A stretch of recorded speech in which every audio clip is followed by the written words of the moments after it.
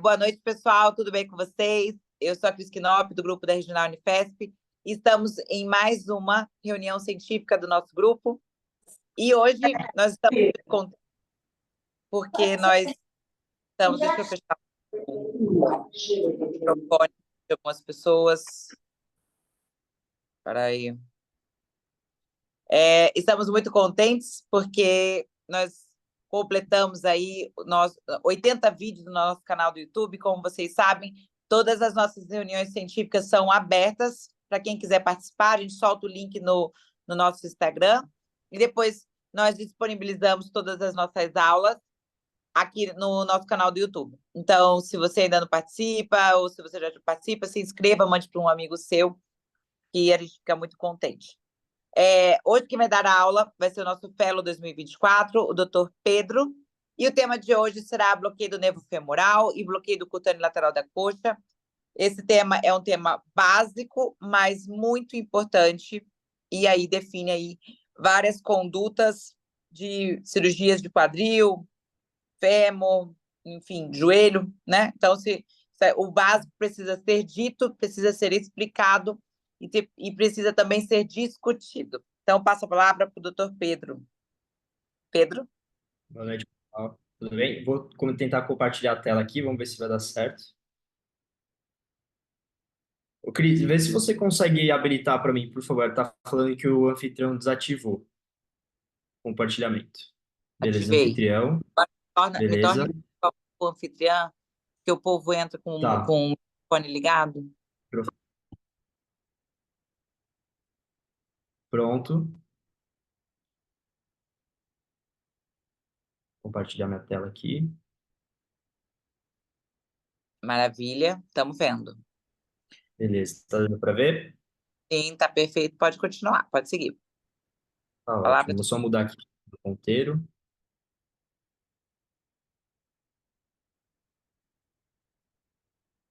Tá certo, então. Então, boa noite, pessoal. Como a Cris comentou, meu nome é Pedro, sou fellow da Anestesia Regional Unifesp de 2024. O tema que me coube hoje é comentar sobre o bloqueio do nervo femoral e o nervo cutâneo femoral lateral. Gostaria de agradecer ao Dr. Paulo César, que me ajudou a montar essa aula. Então, vamos começar. Tá certo. Então, começando pela anatomia, antes de começar a comentar do bloqueio propriamente dito, o nosso nervo femoral, ele é proveniente do nosso plexo lombar. Então, o plexo lombar, ele é responsável pela inervação de toda a parte anterior da coxa e a parte medial da perna. Aqui abaixo do joelho, além do plexo lombar, a gente tem o componente do plexo sacral, que vai ser discutido nas aulas que vão vir nas próximas semanas. E a gente vai focar mais no plexo lombar e principalmente no nervo femoral. O plexo lombar ele vem de T12 a L5 e ele emite alguns ramos terminais, sendo eles o nervo ilho hipogástrico, o nervo ilho inguinal, o nervo gênito femoral, o nervo cutâneo femoral lateral, que a gente vai comentar um pouquinho mais para frente também, o nervo femoral, o nervo obturador e o obturador acessório. Então, esses seriam os ramos terminais do nosso plexo lombar. Então, aqui são os nervos de interesse que a gente vai conversar hoje. Essa imagem aqui que eu fiz em aplicativo, aqui a gente tem o nosso músculo psoas, tá? Aqui a gente retira ele e a gente consegue ver que o nosso plexo lombar ele vem por trás do músculo psoas e desce, vai indo distal até, passando pelo ligamento inguinal, ele vai indo distal até a parte ali mais distal da coxa, né? Aqui a gente tem demonstrando o nervo cutâneo femoral lateral e o nosso nervo femoral aqui. Aqui eu gostaria que a gente reparasse, é importante a gente reparar que o nosso nervo femoral ele vem como um nervo só. Conforme ele vai se movimentando para distal, ele vai emitindo ramos. E por que que isso é importante? É importante que a gente faça o nosso bloqueio do nervo femoral propriamente dito o mais proximal possível, o mais próximo do ligamento inguinal possível, para a gente conseguir contemplar todos os ramos do nervo femoral. Caso a gente vá indo mais para frente, a gente pode acabar perdendo alguns ramos que vão sendo soltos pelo caminho. Isso pode acarretar num bloqueio incompleto, né? De repente, alguma área que a gente deseja pegar, ela pode já ter, o nervo ele já pode ter emitido um ramo e a gente pode acabar ficando com um bloqueio ineficiente, tá certo? Isso é a importância. Então, a gente vê que ele vai se ramificando. Falando do nervo femoral propriamente dito, né? Ele é originado nas raízes de L2 a L4. ele dá para a gente a inervação sensitiva da região anteromedial da coxa e a região medial da perna. Então a gente acaba esquecendo também, mas o maléolo medial ali, ele vem diretamente ali do nosso plexo lombar. Mais especificamente, ele é inervado pelo nervo safeno, que é um ramo sensitivo do nosso nervo femoral. Então é importante a gente sempre ter isso em mente. Mais importante de tudo, primeiro alerta ali da nossa aula. Ele é um bloqueio motor, ele tem fibras motoras. Então, toda vez que a gente realizar esse bloqueio, a gente tem que contar que a gente vai ter fraqueza do músculo pectíneo, sartório e quadríceps. Eles são músculos inervados pelo nosso nervo femoral. A gente não pode esquecer disso. Relembrando um pouquinho da nossa formação acadêmica, né? Comentando ainda da anatomia, a gente tem aquela famosa sigla, né? NAVE. Então, a gente tem de lateral para medial, nervo, artéria e veia, tá certo? A gente sempre vai ter essa relação dos três elementos ali do nosso bloqueio. Outros marcos anatômicos que eu gostaria que a gente entendesse aqui também, a gente tem aqui o ligamento inguinal e a gente tem o músculo sartório. Ele vai ser muito importante para quando a gente for conversar do nosso bloqueio do nervo cutâneo femoral lateral. A gente vai ver que ele está aqui. Mais para frente eu vou mostrar a relação dele com o nosso nervo cutâneo femoral lateral. Nessa imagem aqui, é uma imagem transversal, vista de cima, tá? Eu trouxe essa imagem pelo seguinte objetivo. A gente consegue reparar aqui o nervo femoral em amarelo, os vasos da perna aqui, a artéria femoral, a veia femoral, que estão aqui de lateral para medial. O que é interessante que a gente repare aqui é que o nervo femoral, ele é envolto pela fáscia ilíaca, tá? Que recobre o músculo ilho e o ilho psoas. E os nossos vasos são cobertos pela fáscia femoral. Qual que é a grande relevância dessa informação? Muitas vezes a gente pode achar, mais para frente a gente vai discutir, né? Vou só colocar o anestésico local ali próximo à artéria femoral e vou pegar o meu nervo femoral, com certeza. Isso está errado porque eles estão em faces diferentes. Então, se você injetar um anestésico local aqui dentro da face femoral, muito próximo à artéria, a gente pode acabar não contemplando o nosso nervo femoral, porque são faces diferentes. Falando um pouquinho da técnica agora, né? Ele é um bloqueio simples de ser feito, tá? Muitas vezes a gente consegue fazer logo no início da residência, porque ele é um bloqueio bem superficial e os marcos anatômicos são bem claros. Então, a gente vai colocar o nosso paciente em decúbito dorsal, a gente vai utilizar o probe linear, porque é um bloqueio bem superficial, ele está bem próximo da superfície, tá? É sugerido de 10 a 20 ml para efetuar o bloqueio, 15 a 20 ml. Você pode usar a BUP a 0,25, 0,375%, tá? Mais para frente também a gente vai discutir algumas nuances da concentração de anestésico local que a gente pode usar, tá bom? Os membros inferiores estendidos e o membro a ser bloqueado com uma leve rotação externa, para você expor melhor as estruturas. O ultrassom, aqui nessa imagem aqui, contralateral ao bloqueio, tá? A ergonomia do operador é muito importante, que assim você consegue agulhar e olhar o seu ultrassom de frente, tá bom? Então, a ergonomia é muito importante. Outro fator que é legal a gente comentar, pacientes que têm um tecido adiposo muito grande, pacientes obesos, algumas vezes você precisa de um auxiliar para levantar esse tecido adiposo, para que você consiga chegar com o probe o mais próximo possível ali da fossa, do ligamento inguinal, tá certo? Então, o nosso probe, ele vai ser colocado aqui abaixo do ligamento inguinal, e a gente vai conseguir visualizar a sonoanatomia que eu vou mostrar aqui mais para frente. Então, essa é a importância de você ter um operador, para você conseguir levantar esse tecido adiposo em pacientes obesos, para que o bloqueio ele não seja feito muito distal e acabe perdendo alguns ramos do nosso nervo, tá bom? Essa é a imagem ilustrativa, né, do nosso bloqueio. E aqui é a sonoanatomia que a gente espera encontrar ao posicionar o nosso probe na região inguinal. Então, aqui a gente consegue ver a veia femoral, a artéria femoral e o nervo femoral. Aqui a gente tem lateral e aqui é medial. Como a gente vai diferenciar a artéria femoral da veia femoral, né? A artéria femoral vai ser uma estrutura pulsátil e ela é não compressível, na maioria das vezes. Então, a gente consegue, quando a gente pressionar o nosso probe, a veia femoral ela vai colabar, a artéria femoral ela vai continuar sendo visível. O nosso nervo femoral, ele vem aqui lateral à artéria femoral, é uma estrutura hiperecóica um pouquinho mais achatada. Outro detalhe que eu gostaria de lembrar também, a gente, às vezes, no começo, a gente pode se confundir com esse artefato mais hiperecóico aqui abaixo da artéria, Esse aqui, na verdade, é o reforço acústico da artéria femoral. Então, as ondas de ultrassom elas vão passar aqui por dentro do vaso, né? Eles vão ganhar velocidade no sangue e eles vão reproduzir esse artefato aqui abaixo, aqui posterior, abaixo da artéria. Então, a gente tem que tomar muito cuidado para diferenciar essas duas estruturas. Dificilmente a gente vai encontrar o nosso nervo femoral abaixo da artéria, tá? Então, isso aqui é importante a gente prestar atenção. Falando com mais especificamente agora da imagem em si, então aqui a gente tem de medial para lateral a veia femoral, a artéria femoral, nosso nervo femoral, face lata e face ilíaca. Por que que eu quis mostrar essas duas faces aqui? Antes do advento do ultrassom, o operador ele palpava a artéria femoral, vinha a lateral a artéria femoral e sentia o duplo clique na hora que ele entrava com a agulha. Esse duplo clique nada mais era do que você ultrapassando a face lata, que seria o primeiro clique, e a face ilíaca, que seria o segundo clique. Quando ele sentia esse segundo clique, ele injetava no anestésico local e, em teoria, pegava o nervo femoral, tá? Então, essa é a importância da gente reconhecer essa sonoanatomia e a anatomia da nossa região ali do bloqueio.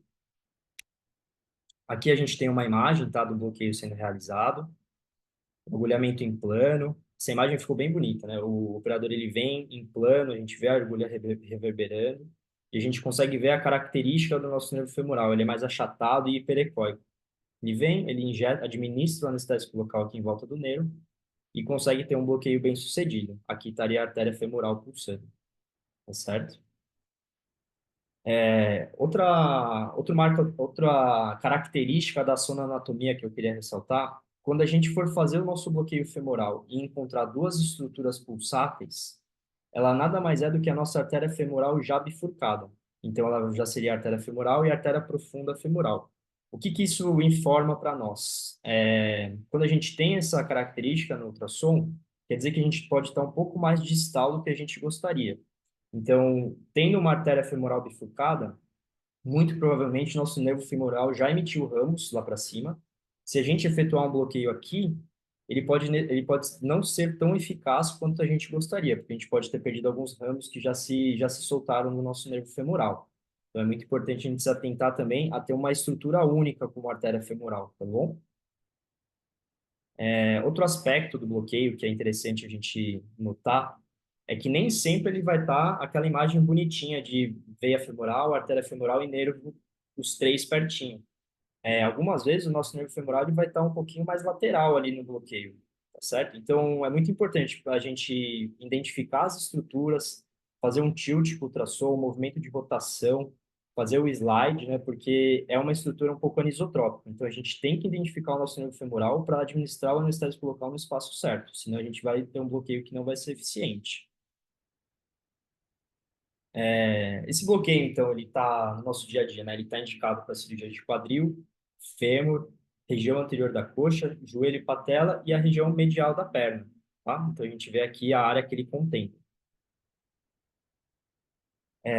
Como a gente vai discutir agora as anestesias que a gente pode fazer, a aplicabilidade no nosso dia a dia, começando pelo quadril, eu gostaria de comentar sobre esse trabalho de 2024, onde eles estudaram como era a inervação do quadril. Então, a gente consegue ver o porquê o bloqueio do femoral ele é eficiente para cirurgias de quadril.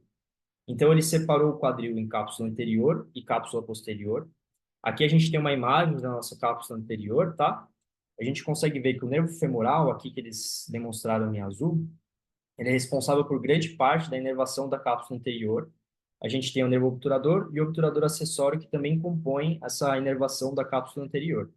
Então, quando a gente realiza um bloqueio do femoral, a gente consegue entender por que que é uma analgesia tão eficiente, tá? Sem querer dispersar muito do assunto também, mas a gente tem um bloqueio bem famoso, né, que contempla esses ramos sensitivos da cápsula anterior, que é o PENG. A gente vai discutir nas aulas que vem por aí, tá certo? Então a gente vê por que que o PENG ele foi pensado e por que que ele é efetuado. Então ele pega esses principais ramos sensitivos da cápsula anterior do quadril. Quando a gente fala de cápsula posterior, ela é inervada pelo nervo ciático, os nervos glúteos inferior e superior. Só que ela tem um menor número de nociceptores. Então, assim, a grande massa de nociceptores, onde realmente vai doer no paciente, é a cápsula anterior. Por isso que o bloqueio do femoral ele é útil para esse tipo de cirurgia, para esse tipo de lesão, tá? Aqui a gente tem um guideline de boas práticas de cirurgia de quadril, ele foi feito em 2021. Ele elenca vários aspectos de todo o perioperatório de cirurgia de quadril de um paciente. Então, ele aborda desde exercício pré-operatório até técnica cirúrgica, bloqueio periférico, anestesia geral versus anestesia. Ele junta tudo e é um manual de boas práticas. O que ele fala sobre o bloqueio do nervo femoral? Ele comenta, né? Ele diz que ele está relacionado com menores escalas de dor, o que faz muito sentido, igual a gente conversou agora há pouco sobre a cápsula anterior. Está relacionado com menor consumo de analgésicos durante a internação, porém, ele tem a fraqueza muscular que a gente comentou lá atrás, porque ele é um bloqueio motor. Então, assim, para pacientes do trauma, ele pode ser muito eficaz, porque é um bloqueio fácil de ser feito, o paciente não tem uma previsão de deambular rápido, não tem uma previsão de colocar carga ali, mas se a gente estiver falando de um paciente com uma cirurgia eletiva, que vai fazer uma prótese de quadril, por exemplo, onde o cirurgião deseja que ele coloque carga, que ele deambule, às vezes esse não pode não ser o bloqueio ideal, porque você vai ter fraqueza de quadríceps, tá? Então, você pode ir meio que contra a mentalidade atual de deshospitalização e contra o protocolo ERAS, tá? Então, a gente tem que sempre colocar na balança a questão da fraqueza muscular do bloqueio do femoral, tá? Então, assim, decidimos fazer o bloqueio, né? Vamos fazer a cirurgia, optamos por fazer a raquianestesia. Será que é legal a gente fazer um bloqueio do nervo femoral antes da gente posicionar o nosso paciente? Então, aqui eles fizeram uma revisão sistemática de 2019, tá? Compararam a realização do bloqueio femoral com a analgesia intravenosa convencional, que seria com opioide, o que a gente acaba fazendo quando não faz o bloqueio, tá? E eles quiseram ver o desfecho primário, que seria a intensidade da dor do paciente ao sentar, e os desfechos secundários seriam a satisfação do anestesista, o tempo para a realização da RAC, efeito hemodinâmico e etc., a satisfação do paciente. Então, assim, por que eles pensaram, né, em fazer essa revisão? Eles citam que até 3/4 dos pacientes apresentam dor severa ao movimentar para se sentar. Então, a gente vai lá, a gente vai fazer nossa hack, né, só com analgesia intravenosa, a gente vê que o paciente ele tem muita dor na hora de sentar, na hora que você tenta sentar ele, ele faz aquela força para trás, porque dói muito, né, uma região que é muito dolorosa. Fica aquele ambiente estressante para nós, estressante para o paciente. Então, assim, a gente acaba se dificultando o nosso trabalho. Então, o que que eles descobriram fazendo essa revisão? Eles chegaram à conclusão que, assim, o esperado, né? O paciente ele tem menos dor ao ser posicionado. Dos 10 estudos que eles avaliaram, todos demonstraram isso. Maior satisfação do anestesista. Menor tempo para execução do nosso bloqueio subaracnoide, tá? Então, às vezes, a gente pode perder um pouquinho de tempo na realização do nosso bloqueio do femoral, mas a gente ganha em conforto para o paciente e até conforto para nós, porque o paciente ele vai colaborar muito mais para realizar essa raquianestesia. Ele vai posicionar, vai ficar parado, não vai sentir dor, então você vai ter muito mais tranquilidade para fazer essa anestesia, tá bom? E eles encontraram também o menor uso de analgésico suplementar quando a gente realiza esse bloqueio. Voltando agora um pouquinho, porque a gente comentou do bloqueio motor, alguém pode pensar, então se eu fizer bem diluidinho, será que eu ainda vou ter bloqueio motor? Não é possível, né?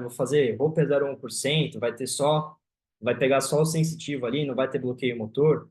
Então, assim, foi o que esse estudo ele mais ou menos procurou isso. O que que eles fizeram? Eles compararam ropivacaína a 0,1% com ropivacaína a 0,2%.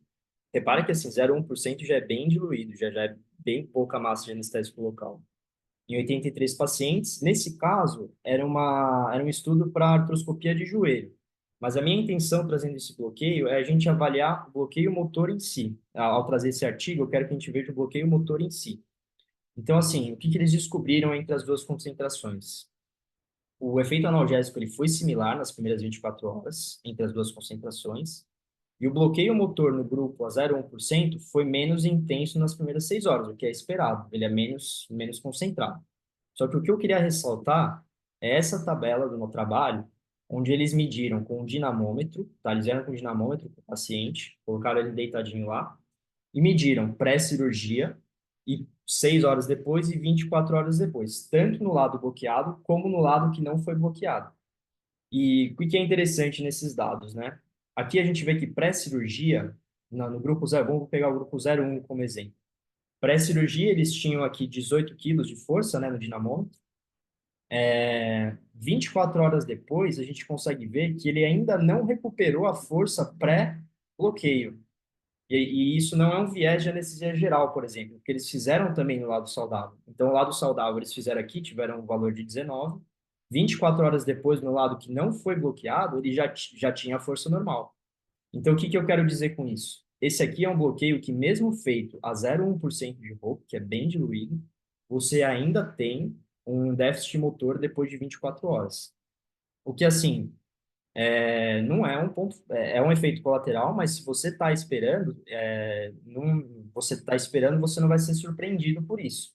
O que é legal a gente sempre ponderar é você reconhecer que quando esse bloqueio for feito, não tem muito como fugir do bloqueio motor, tá? É só isso que a gente tem que pensar, não é que ele é um bloqueio ruim de ser feito, é só que ele tem esse efeito colateral que ele anda com ele, mesmo a uma concentração baixa.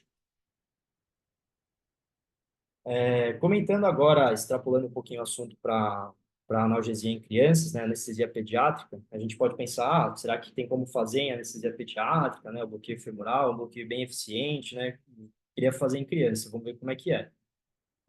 Aqui a gente tem um estudo em inglês, onde eles avaliaram 100 mil bloqueios regionais, dentre eles está incluso raquianestesia, peridural, bloqueio periférico, eles fizeram 100 mil bloqueios, observaram esses bloqueios. É legal aqui nesse estudo que o bloqueio do nervo femoral foi o bloqueio periférico mais realizado. Então, foram quase 9 mil casos de bloqueio femoral. O que que eles encontraram?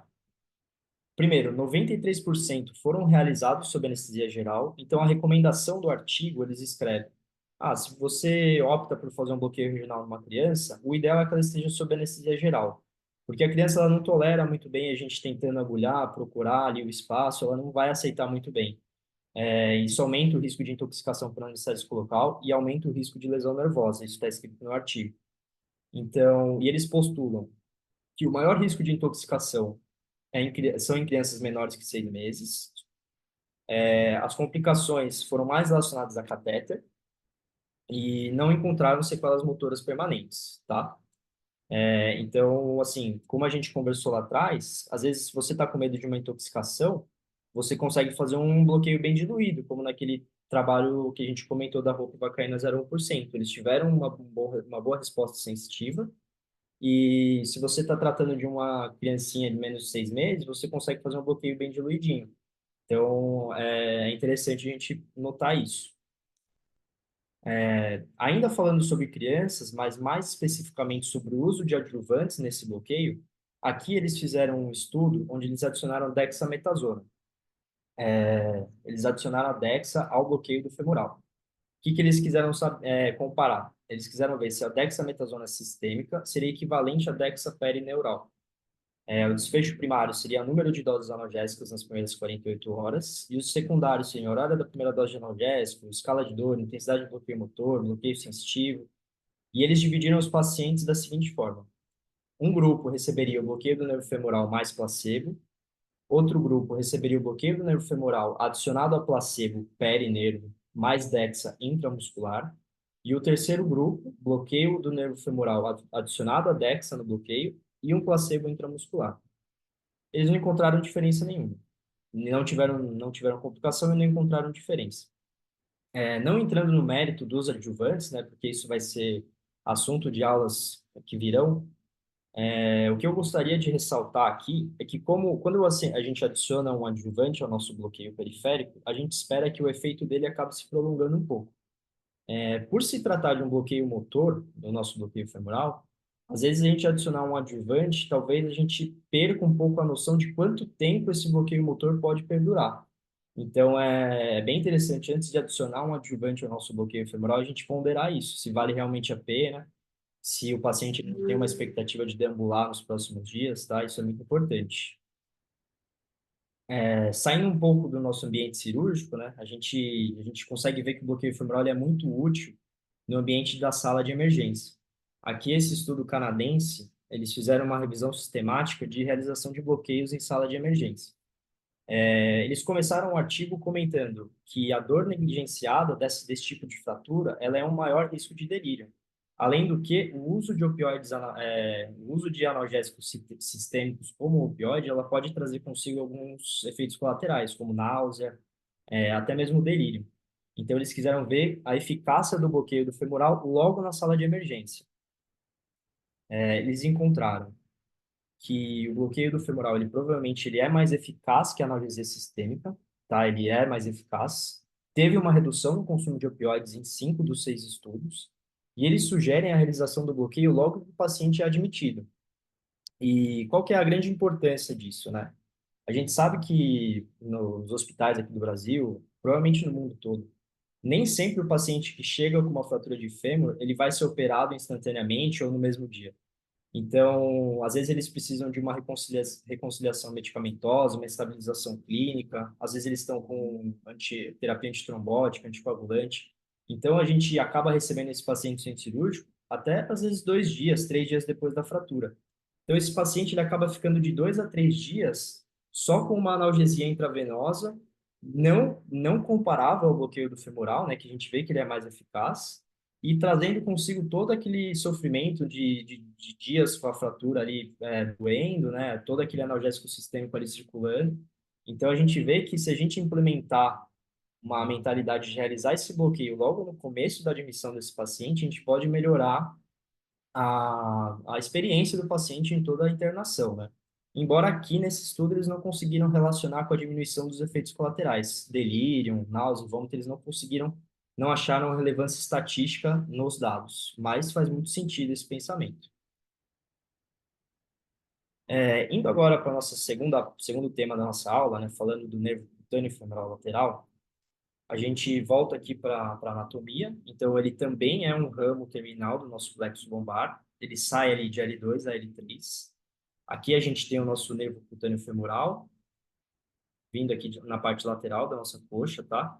E aqui eu gostaria que a gente ressaltasse esse músculo, que é o músculo sartório. Ele vai ter extrema importância para a realização do nosso bloqueio com ultrassom. Então, a gente consegue ver que o nervo cutâneo femoral, ele vem aqui e ele passa posterolateral ao nosso nervo sartório. Então, a gente vê a íntima relação dessas duas estruturas. Vai ser muito importante daqui para frente. Vamos guardar essa informação. Então, como eu disse, ele se origina nos ramos anteriores de L2 e L3. Ele proporciona analgesia para a região anterolateral da coxa. E também, na literatura, ele está como diagnóstico e tratamento de meralgia parestésica. Ele também tem essa função. Ele tem essa utilidade no nosso dia a dia. Legal a gente ressaltar que ele é um bloqueio puramente sensitivo. Então, ele não vai ter bloqueio motor. Então, a gente pode fazer esse bloqueio porque o paciente vai conseguir deambular, por exemplo. Falando da técnica, né? Ele é um bloqueio simples de ser feito também, e a gente vai aproveitar o mesmo posicionamento que a gente fez para o nosso paciente para o bloqueio do femoral. Então, o paciente ele vai estar em decúbito dorsal, a gente vai colocar o nosso probe ali na imagem do femoral, então a gente vai encontrar a artéria femoral única, a veia femoral e o nosso nervo femoral. Quando a gente encontrar essa imagem, e muito provavelmente a gente vai fazer o bloqueio do femoral e complementar com o cutâneo femoral, então quando a gente colocar a imagem do nervo femoral, realizar o bloqueio, a gente vai arrastar o nosso probe para a lateral, vindo para o lado mesmo, assim, em linha reta. Então, a gente vai ter a imagem do femoral, arrasta em linha reta para a lateral da coxa e vai fixar a nossa visão, ela tem que estar procurando esse músculo aqui, que é o músculo sartório, que é aquele músculo que eu mostrei no slide anterior, que ele vem atravessando a coxa. Quando a gente encontrar o músculo sartório e encontrar o final dele, seria a região onde a gente encontraria o nosso nervo cutâneo femoral lateral, igual estava naquela imagem. Então, a gente consegue usar de 3 a 10 ml, que é um nervo pequeno, uma região é pequena ali, e a posição é exatamente igual ao nosso bloqueio do nervo femoral. Essa é a sonoanatomia que a gente espera encontrar. Então, a gente tem aqui o músculo sartório, tá? Aqui, nessa imagem, a gente consegue até encontrar o nervo cutâneo femoral, mas nem sempre ele vai ser visível nos pacientes. A gente consegue visualizar ele melhor em pacientes idosos, onde ele está mais calcificado. Mas se a gente não conseguir visualizar, a gente está autorizado a efetuar o bloqueio mesmo assim. A gente vai identificar o final do sartório, vai vir com a agulha em plano e vai administrar aqui o nosso anestésico local como se fosse um bloqueio de fáscia. Então, a gente tem que ver aquele movimento de zíper, de dispersão do anestésico local. Aqui a gente trouxe um vídeo da realização desse bloqueio, tá? Aqui a gente tem o nosso músculo sartório, região medial, lateral. Daqui a pouquinho ele vai entrar com a agulha em plano, tá certo? Essa aqui, ele vai identificar a região que a gente vai encontrar o nosso nervo cutâneo lateral da coxa. Então, a gente vê que ele é bem lateral ao nosso sartório. E agora sim, ele vem com a agulha em plano, dispersa aqui, e nesse vídeo a gente consegue ver que ele não consegue visualizar perfeitamente o nervo. E não tem problema, a gente pode realizar o bloqueio de qualquer forma, tá? Porque ele vai, por dispersão, ele vai acabar pegando o nosso nervo cutâneo femoral. Você vê que ele até complementa intramuscular e ele vem até aqui embaixo do sartório, ó. Complementou o bloqueio dele. Vê que a dispersão ficou bem bonita. Então, quando a gente encontra essa dispersão, a gente tem quase certeza que vai pegar o nosso nervo cutâneo femoral. Aqui a gente tem um vídeo realizado ali na escola, tá? Nesse caso, a gente consegue visualizar o nosso nervo aqui. Ele está bem na pontinha da agulha aqui, ó. Ficou bem bonita essa imagem, que a gente consegue visualizar ele. Nem sempre a gente vai ver, lembrando. A gente consegue ver aqui o agulhamento em plano, a agulha reverberando, tá? E a dispersão do anestésico local bem próximo ao nosso músculo sartório, que está aqui onde eu estou apontando, tá? Você vê que a dispersão aqui ficou excelente, o nervo ele ficou bem visível nesse caso. E qual que é a função desse bloqueio, né? Quando que a gente usaria no nosso dia a dia? É interessante a gente ressaltar que alguns acessos para a cirurgia de quadril, eles são bem nessa região lateral aqui da nossa coxa. A gente vê que eles abrem, às vezes eles fazem um corte bem grande aqui na lateral da coxa. E ele serve como um complemento ao nosso bloqueio femoral, ao nosso PENG, tá? Então, às vezes a gente pode efetuar um bloqueio femoral muito bom, ficou bonito, a analgesia do osso ficou perfeita, mas o paciente ele pode acordar com um pouco de dor, porque a incisão não foi coberta, não foi contemplada. E a gente consegue sanar esse problema realizando o bloqueio do cutâneo femoral lateral, tá? Então, ele vem como um complemento ao nosso bloqueio do femoral. Então, é isso. O tema a gente comentou tudo aqui. Esses são os canais os links para os nossos canais das redes sociais e a gente está aberto à discussão. Obrigado pela atenção.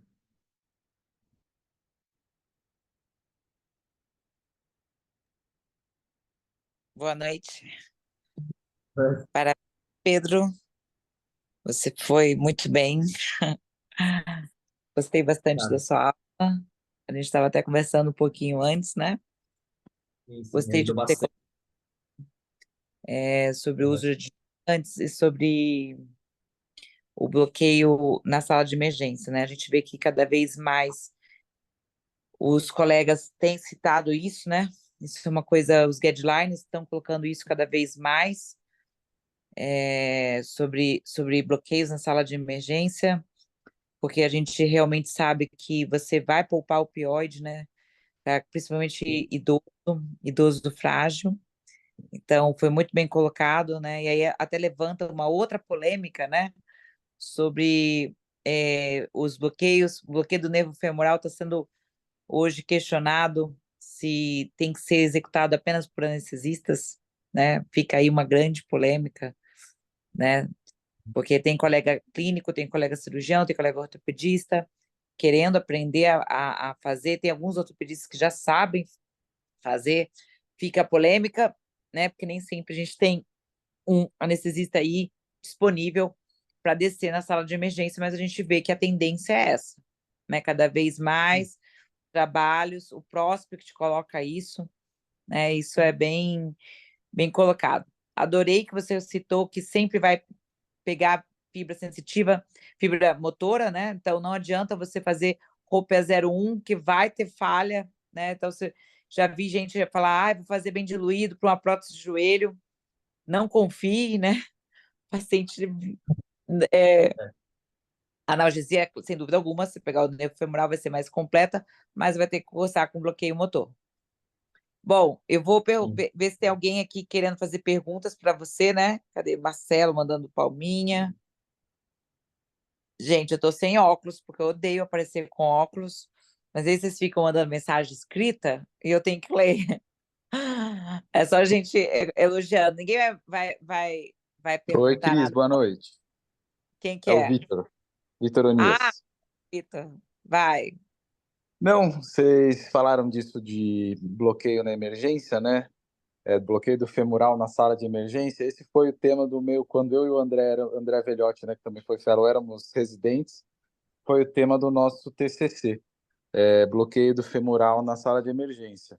E uma coisa que impactou um pouco no início do trabalho foi que a gente tinha certa resistência da equipe, tanto de ortopedia quanto da equipe de enfermagem, em deixar, em comunicar, em avisar que tinha chego algum paciente com fratura de fêmur, para que eles achavam que ia atrasar, que ia atrapalhar a assistência deles.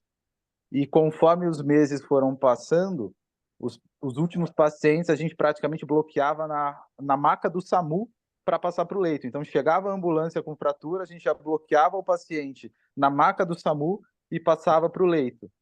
E quem mais ajudou a gente foi a enfermagem, porque eles perceberam que conseguiam trocar o paciente, levar para exame de imagem, fazer tomo, fazer raio-x, botar fralda, trocar de leito, subir para a enfermaria sem dor. O paciente não tinha dor nenhuma. E os ortopedistas, até quando precisava fazer tração esquelética para dar o intervalo para o tempo cirúrgico, eles conseguiam fazer a tração esquelética só com o botão anestésico local da tração, e o paciente não tinha dor nenhuma durante o procedimento de tração. Então, inicialmente, nós tivemos um pouco de aquela coisa, algo novo, aquela resistência da equipe de assistência de ortopedia e enfermagem, mas depois nós éramos chamados para chegou uma fratura de membro superior que o paciente está com muita dor, vocês conseguem descer aqui? Fratura de costela, vocês conseguem vir ajudar? Tem uma fratura de tíbia, vocês conseguem vir aqui na sala de emergência bloquear para a gente?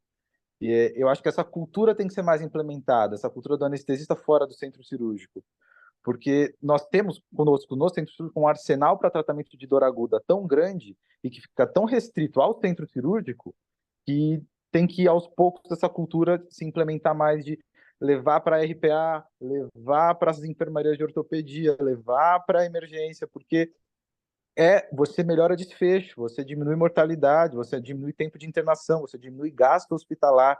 Então, não tem por que todo esse conhecimento ficar restrito ao centro cirúrgico. É só isso mesmo que eu queria complementar. Boa noite aí, gente. Parabéns pela aula, ficou muito boa. Ai, Onias, adorei, adorei. Então, Onias, eu não sabia, olha só como é que são as coisas, né? Você deve ter feito direto com ela, eu nem fiquei sabendo que o TCC de vocês foi sobre isso. Mas, para você ter uma noção como isso não é novo, tá? Isso não é novo, parece novo, né? Mas não é novo. Porque você foi fellow, você já é preceptor, você foi fellow 2021, 2022, não lembro mais. Não, o TCC foi da residência, antes do fellow.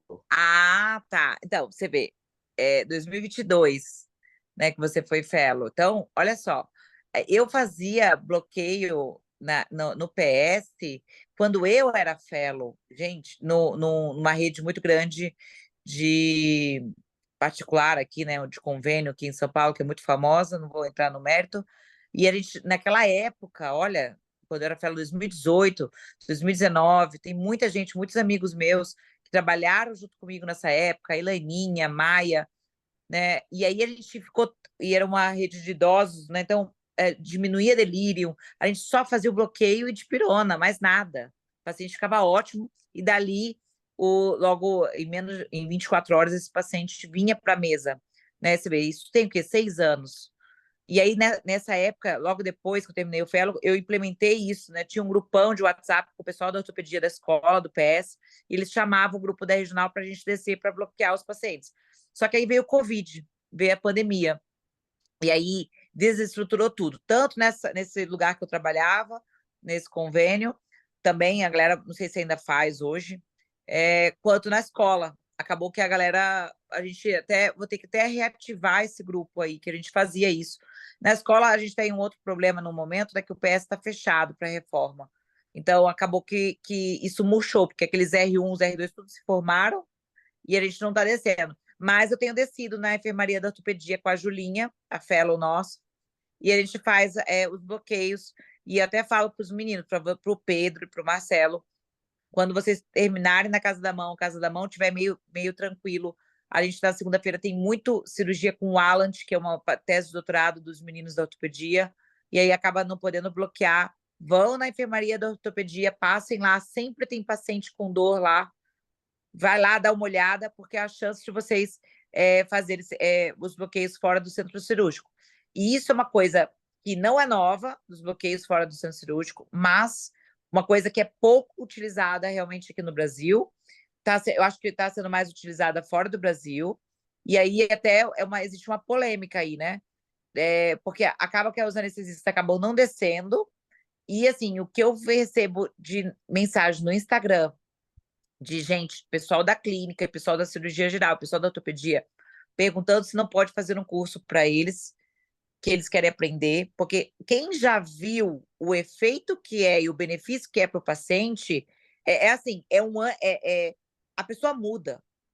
Quem já viu o que acontece com o paciente, não tem como a pessoa falar assim, não, fazer um tramalzinho é igual. Não é igual, né? Então, a pessoa vê, porque parece uma mágica, é fantástico. E aí fica aí a polêmica no ar, né? Que é lógico que nós, anestesistas, queremos que a gente que faça o bloqueio, isso é óbvio, né? Mas e a demanda? A gente está preparado para descer, ter um anestesista disponível com um grupo de WhatsApp chamando, bipando? Se você estiver num serviço com alta rotatividade, o serviço está disponível para isso? Porque, obviamente, você fazer descer um anestesista para bloquear pode parecer que, num primeiro momento, uma pessoa que não tem uma visão pode achar que vai encarecer, porque você vai ter que deixar um anestesista aí meio disponível. Porém, o custo hospitalar cai, né? E já tem trabalho mostrando isso, né? Porque você diminui gasto com opioide, com analgesia, o paciente diminui delírio, e se você diminuir delírio em paciente idoso, você está diminuindo taxa de mortalidade, né? Então, claramente, não vou nem entrar no mérito da satisfação do paciente, que a gente vê, a própria, foi o que você falou, a enfermagem é a maior aliada, porque eles percebem muito rápido. E os próprios ortopedistas percebem também. Então, eu acho que foi muito bom, Onias, você ter colocado essa experiência aí de vocês. Eu tenho essa experiência na minha vida. Quem já viu sabe o quanto que é importante, né? Infelizmente, ainda pouco, a gente vê que na prática aqui no Brasil ainda é pouco utilizado, né? Pessoal? Pedro? Não, concordo com tudo. Esse estudo que eu coloquei, ele é de 2016. Naquela época eles falam que parece que nos Estados Unidos a taxa ainda era muito baixa e eles estavam realizando mais na Inglaterra mesmo. Então, assim, até dentre os países desenvolvidos, como no Canadá, eles ainda estavam precisando provar isso, que ainda era eficiente e tudo mais. E era mais na Inglaterra na época, né? Não cheguei a ver se tinha alguma revisão sistemática mais recente, mas acho que aquela era a mais recente de revisão sistemática. Já era, ainda estava se instalando, né? Mas um dia vai ser realidade. Gente, tem mais pessoas que queiram falar, mandar mensagem, perguntar, Oi, questionar oi, Cris. quem que é. Marcelo, É o Marcelo, tudo bem? Boa noite.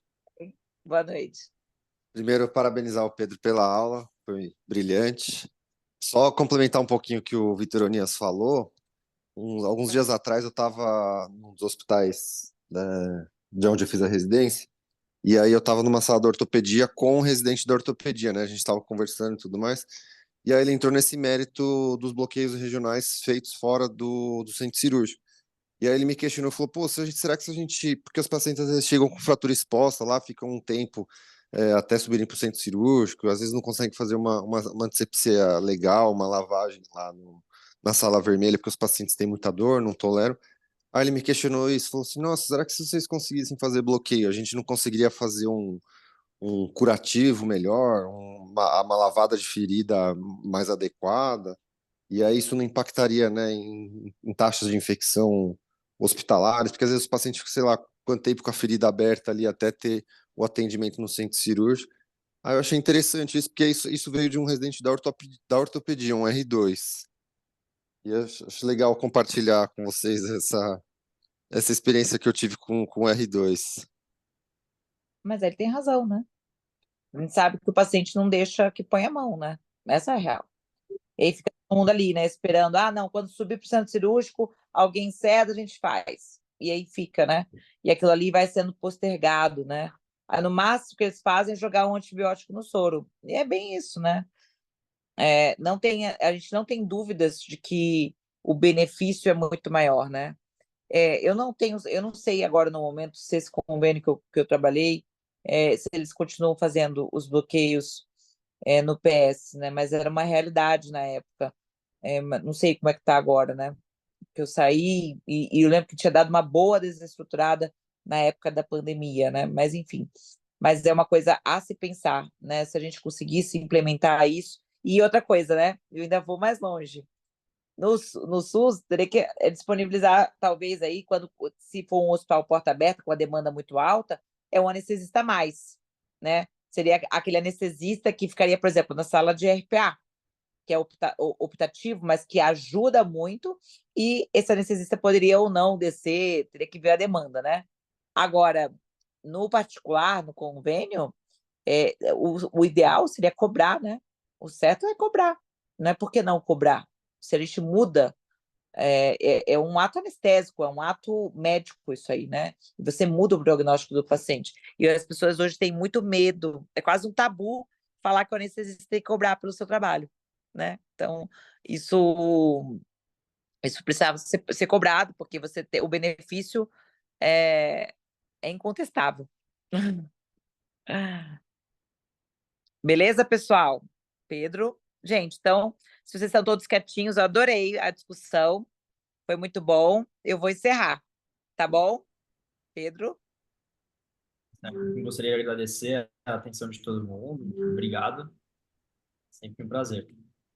Boa noite, então, pessoal. Tchau, boa Beijão. noite. Boa noite. Obrigada. Até Tchau. mais.